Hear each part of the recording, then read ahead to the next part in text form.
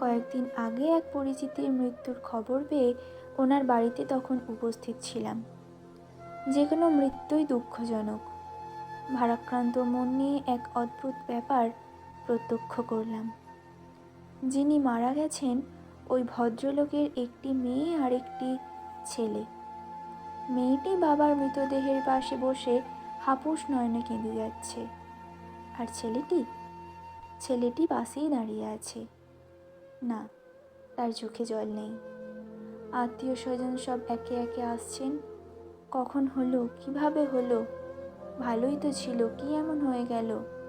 একে ফোন করে জানিয়েছিস কিনা, ওকে ফোন করে জানিয়েছিস কিনা, নানা প্রশ্নের সম্মুখীন ছেলেটি। শোক লুকিয়ে বুকের ভেতর কান্না জমিয়ে তাকে উত্তর দিতে হচ্ছে। আচ্ছা, ছেলেটি কাঁদতে চাইছে না, নাকি এই পরিস্থিতিতে তার কাঁদা উচিত নয়? ঠিকই তো, বাবা মারা গেলেও তার কাঁদতে নেই, কারণ সে তো পুরুষ। সে কাঁদবে কেন? আর কাঁদবেই বা কখন? কেঁদে ভাসালেই নানা জনের নানা প্রশ্নের উত্তরটাই বা দেবে কে?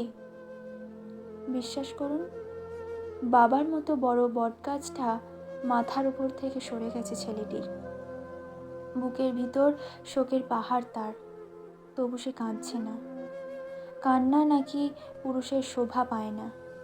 শোভা পায় না বললে ভুল হবে, শোক করার মতো টাইম তার বা কোথায়? অথচ ভদ্রলোকের ওই মেয়ে, তাকে তো কেউ থামাচ্ছে না, তাকে তো কেউ বলছে না কান্না তোমাকে মানায় না। পুরুষ বুঝি কান্না লুকোনোর ছাড়পত্র নিয়ে জন্মায়? আমি বারবার তাকাচ্ছি ছেলেটির দিকে। কত অসহায় অবস্থা তার। প্রচণ্ড বৃষ্টির আগে আকাশ যেমন অন্ধকার মেঘে আকুল হয়ে প্রকৃতি যেমন ভীষণ রকম নিস্তব্ধ হয়ে যায়, ঠিক তেমনি আমার চোখে ভিজে যাচ্ছিল তখন। মনে পড়ছিল নিজের কথা। তবে আমি সামলাতে পারিনি সেদিন। বাবাকে চিরদিনের জন্য ছেড়ে দিতে হবে ভেবেই কান্না লুকোতে পারিনি আমি। এই পৃথিবীতে বাবা মা হারানোর যন্ত্রণা সেই বোঝে যে হারিয়েছে। আমার বাবা যেদিন মারা গেলেন, অনেকেই বলেছিল, তুই কাঁদছিস? তুই না ছেলে?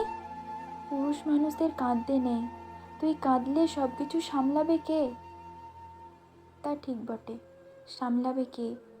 শ্মশানে নিয়ে গিয়ে বাবার মৃতদেহটা যখন আগুনের কুণ্ডলি পাকানো ধোঁয়ার উপরে উঠে যাচ্ছিল, বুক ফেটে যাচ্ছিল তখন। কিভাবে যে নিজেকে সামলেছিলাম সে মাত্র ঈশ্বরই জানেন। চোখ থেকে টপ টপ করে জল পড়ছিল। হয়তো ওই জলেই শান্ত করেছিলাম নিজেকে। সেই দিনটার কথা মনে করেই ওকেও ঠিক আমার সেই জায়গায় বসালাম। অনুভব করলাম ওর যন্ত্রণা। পুরুষ মানুষের হৃদয় তো বজ্র কঠিন নয়। তার আবেগ আছে, তার দুঃখ আছে, তার বেদনা আছে, তার কান্না আছে। এমন পরিস্থিতিতেও তাকে কেন লুকোতে হবে যে সে শক্ত মনের মানুষ? কেন তাকে সে মুহূর্তে প্রমাণ দিতে হবে সে কাপুরুষ নয়? আমি ছেলেটিকে আড়ালে নিয়ে গিয়ে মাত্র একটিবার পিঠে চাপড়ালাম।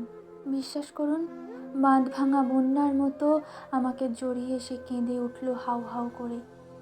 বুকের ভিতরে জমানো কষ্ট খালি হতে না পারলে সে যন্ত্রণা যে কত বিষম তার বলে বোঝাতে হয় না বোধহয়।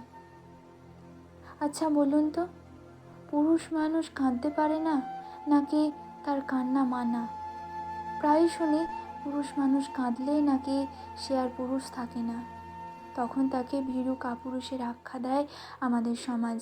কিন্তু কেন? পুরুষের জীবন সংবিধানে লেখা আছে নাকি সে কাঁদতে পারবে না। কি অদ্ভুত! আমরা ভুলে যাই মানুষেরও আবেগ আছে।